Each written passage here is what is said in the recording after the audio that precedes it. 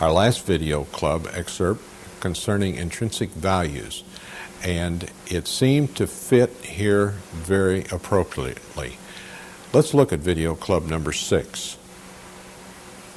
One of the items we talked about at the end of video number 5 last fall was the fact that we would be discussing intrinsic values and a few other things in tape number 6.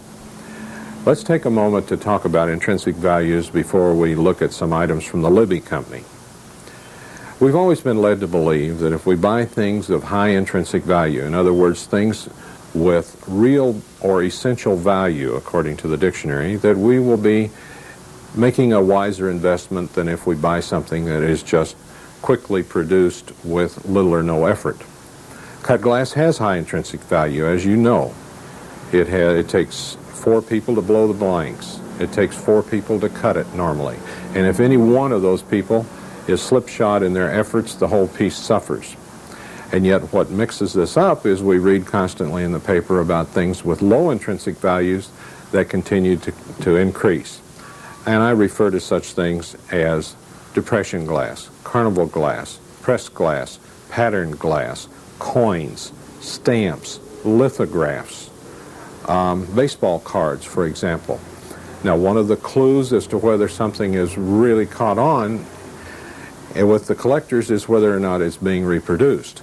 And they are reproducing baseball cards just like they're reproducing Tiffany lamps.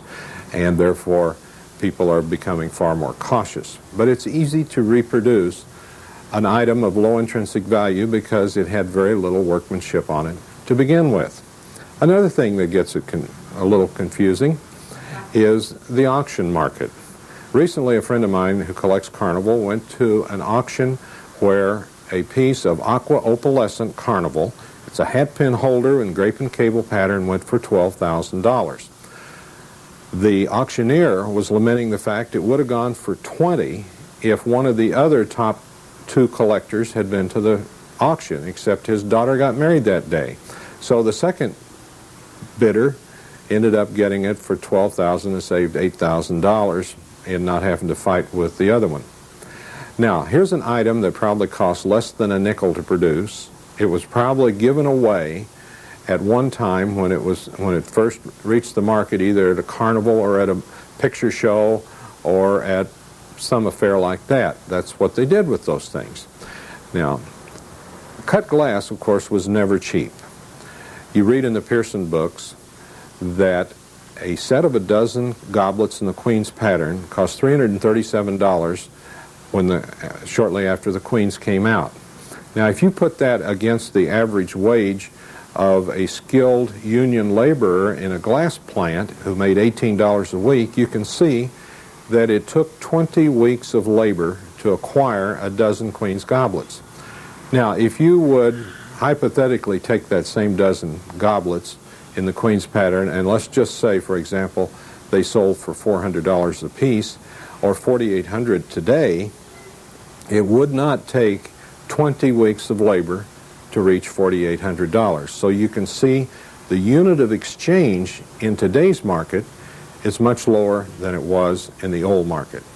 Now, as long as there are collectors coming along to keep the market up and new collectors to give it new blood and new interest, then you never have to worry. And with the ACGA and with our conventions, with our brilliant weekend of fairs, lots of new collectors are coming on the market, and your investment in this high intrinsic item is safe for years to come. But my suggestion is collect what you wish, but if it comes down to a choice between high intrinsic value and low intrinsic value, my suggestion would be stick with the higher value.